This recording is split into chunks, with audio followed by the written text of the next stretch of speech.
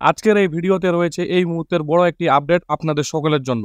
যারা যুবশ্রী বা বেকার ভাতা অর্থাৎ এমপ্লয়মেন্ট ব্যাংকে টাকা পাচ্ছেন বা যারা নতুন আবেদন করেছেন তাদের সকলের জন্য এই আপডেটটি বা নোটিশটি খুবই গুরুত্বপূর্ণ। তো হ্যালো বন্ধুরা, আপনারা দেখছেন টেক বাংলা ইউটিউব চ্যানেল, আপনাদের সঙ্গে আমি ফিরোজ। তো আপনারা সবাই জানেন বর্তমানে যে পরিমাণে জালিয়াতি শুরু হয়েছে তার জন্যই কিন্তু এমপ্লয়মেন্ট ব্যাংকের তরফ থেকে এই নোটিশটি জারি করা হয়েছে। তো যুবশ্রী অর্থাৎ বেকার ভাতা নিয়ে কি রয়েছে ব্রেকিং আপডেট বা এমপ্লয়মেন্ট ব্যাংকের তরফ থেকে যে আপডেটটি বা নোটিশটি দেওয়া হয়েছে সেই নোটিশে কি আপডেট দেওয়া হয়েছে বা কি বলা হয়েছে বিস্তারিত আলোচনা করব আজকের এই ভিডিওতে। তাই ভিডিওটি স্কিপ করবেন না, প্রথম থেকে শেষ অবধি দেখবেন। পাশাপাশি চ্যানেলে নতুন হলে চ্যানেলটিকে সাবস্ক্রাইব করে বেল আইকনটি ক্লিক করে রাখবেন পরবর্তীতে লেটেস্ট আপডেট বা নতুন ভিডিওর নোটিফিকেশন পেতে। তো এমপ্লয়মেন্ট ব্যাংকের তরফ থেকে যে বিজ্ঞপ্তিটি বা নোটিশটি জারি করা হয়েছে, তো আপনারা দেখতে পাচ্ছেন স্ক্রিনে সেই বিজ্ঞপ্তিটি বা সেই নোটিশটি।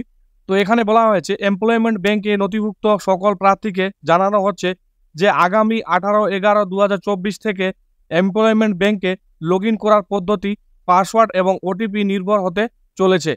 তো আপনারা হয়তো সবাই জানেন, আপনারা যখন আপনাদের এমপ্লয়মেন্ট ব্যাংকের আইডি লগ ইন করতেন তো লগ ইন করার সময় ইবি নাম্বার এবং পাসওয়ার্ড দিয়ে লগ ইন করতে হতো বা ইবি নাম্বার এবং পাসওয়ার্ড দিয়ে লগ ইন হয়ে যেত। কিন্তু বর্তমানে সেটিকে পরিবর্তন করে দেওয়া হয়েছে। এবার থেকে এমপ্লয়মেন্ট ব্যাংকের আইডি লগ ইন করার সময় আপনার রেজিস্টার্ড মোবাইল নাম্বারে একটি ওটিপি পাঠানো হবে এবং সেই ওটিপিটি দিয়ে সাবমিট করার পর আপনি আপনার এমপ্লয়মেন্ট ব্যাংকের আইডি লগ ইন করতে পারবেন। এবং এই আপডেটটি বা কাজটি কার্যকর হবে 18/11/2024 থেকে। 18/11/2024 পর থেকে আপনি যখন লগ ইন করতে যাবেন আপনার এমপ্লয়মেন্ট ব্যাংকের আইডি, তখন কিন্তু আপনাকে ওটিপি দিয়ে লগ ইন করতে হবে।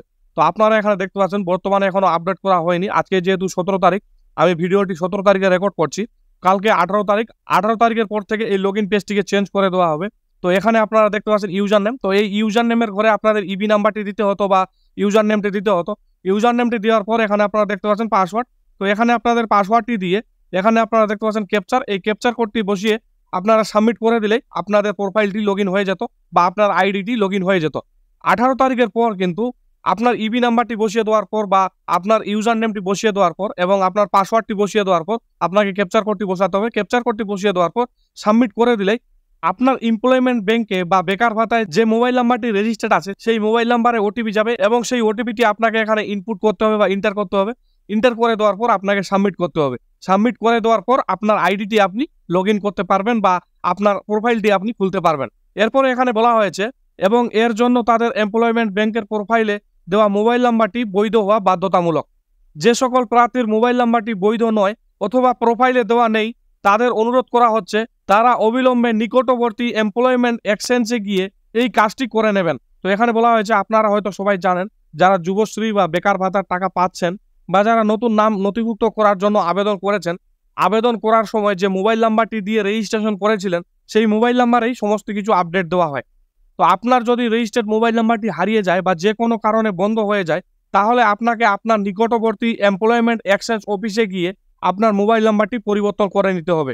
আপনার কাছে বর্তমানে যে মোবাইল নাম্বারটি আছে সেই মোবাইল নাম্বারটি আপনাকে যুক্ত করে নিতে হবে। তো তার জন্য আপনাকে আপনার নিকটবর্তী বা আপনার ডিস্ট্রিক্টের এমপ্লয়মেন্ট এক্সচেঞ্জ অফিসে গিয়ে আপনাকে মোবাইল নাম্বারটি পরিবর্তন করে নিতে হবে বা নতুন নাম্বারটি যুক্ত করে নিতে হবে। যদি আপনার হারিয়ে যাওয়া বা বন্ধ হয়ে যাওয়া মোবাইল নাম্বারটি আপনি পরিবর্তন না করেন বা আপনার বর্তমানে যে মোবাইল নাম্বারটি আছে সেটি যদি আপনি যুক্ত না করেন তাহলে কিন্তু আপনি আপনার এমপ্লয়মেন্ট ব্যাংকের আইডি লগ ইন করতে পারবেন না। কারণ 18 তারিখের পর এমপ্লয়মেন্ট ব্যাংকের আইডি লগ ইন করার জন্য ওটিপির প্রয়োজন পড়বে। তো আপনার কাছে যদি মোবাইল নাম্বারটি উপস্থিত না থাকে তাহলে কিন্তু আপনার মোবাইল নাম্বারে ওটিপি আসবে না এবং আপনি আপনার এমপ্লয়মেন্ট ব্যাংকের আইডিটি লগ ইনও করতে পারবেন না। এরপর এমপ্লয়মেন্ট ব্যাংকের তরফ থেকে আরেকটি নোটিশ দেওয়া হয়েছে। তো সেই নোটিশটিও আমরা একটু দেখে নেব সেই নোটিশে কি বলা হয়েছে। তো আপনারা এখানে দেখতে পাচ্ছেন এখানে বলা হয়েছে যে সকল কর্মপ্রার্থী যুবশ্রী প্রকল্পের মাধ্যমে ভাতা পাচ্ছেন এবং 5/9/2024 থেকে 1/10/2024 তারিখের মধ্যে অ্যানেক্সার 3 ফর্মটি অনলাইনে জমা করতে পারেননি তাদের অনুরোধ করা হচ্ছে আগামী 3/10/2024 থেকে 28/11/2024 তারিখের মধ্যে নিজেদের জেলা অফিসে আবেদন করুন। এ বিষয়ে তারা তাদের নিকটতম এমপ্লয়মেন্ট এক্সচেঞ্জের সাহায্য নিতে পারেন। তো এখানে বলা হয়েছে আপনারা যারা যুবশ্রী প্রকল্পের মাধ্যমে ভাতা পাচ্ছেন তাদের বলা হয়েছিল 5/9/2024 থেকে 1/10/2024 তারিখের মধ্যে অ্যানেক্সার 3 ফর্মটি অনলাইনে জমা করতে হবে। তো যারা জমা করতে পারেননি বা অনলাইন করতে পারেননি তাদের জন্য বলা হয়েছে আগামী 3/10/2024 থেকে 28/10/2024 তারিখের মধ্যে নিজেদের জেলা অফিসে বা আপনার জেলায় বা আপনার ডিস্ট্রিক্টে যে এমপ্লয়মেন্টের এক্সচেঞ্জ অফিস আছে সেই অফিসে গিয়ে আপনাকে আবেদন করতে হবে। তারপর এখানে বলা হয়েছে বিশেষ দ্রষ্টব্য, আবেদন গৃহীত হলে আবেদনকারীর নাম যুবশ্রী নতুন তালিকায় সংযোজিত হবে। আপনি যে পর্যন্ত NXA 3 ফর্মটি জমা করবেন না সে পর্যন্ত আপনার কিন্তু যুবশ্রীর নতুন তালিকায় নাম উঠানো হবে না বা যুক্ত করা হবে না। তো যারা যুবশ্রী প্রকল্পের মাধ্যমে ভাতা পাচ্ছেন এবং NXA 3 ফর্মটি অনলাইনের মাধ্যমে জমা করতে পারেননি, তারা অবশ্যই আপনাদের নিকটবর্তী বা আপনার জেলার এমপ্লয়মেন্ট এক্সচেঞ্জ অফিসে গিয়ে NXA 3 ফর্মটি জমা করে দিবেন বা ফিল আপ করে নেবেন। তো বন্ধুরা, আজকের এই ভিডিওটিতে এই আপডেটটি দেওয়া ছিল। ভিডিওটি কেমন লাগলো আশা করছি ভিডিওটি ভালো লেগেছে। যদি ভিডিওটি ভালো লেগে থাকে তাহলে ভিডিওটিতে একটি লাইক দিবেন এবং যদি কোনো বুঝতে অসুবিধা হয় এবং যদি কোনো জানার থাকে তাহলে অবশ্যই কমেন্ট বক্সে জানাবেন।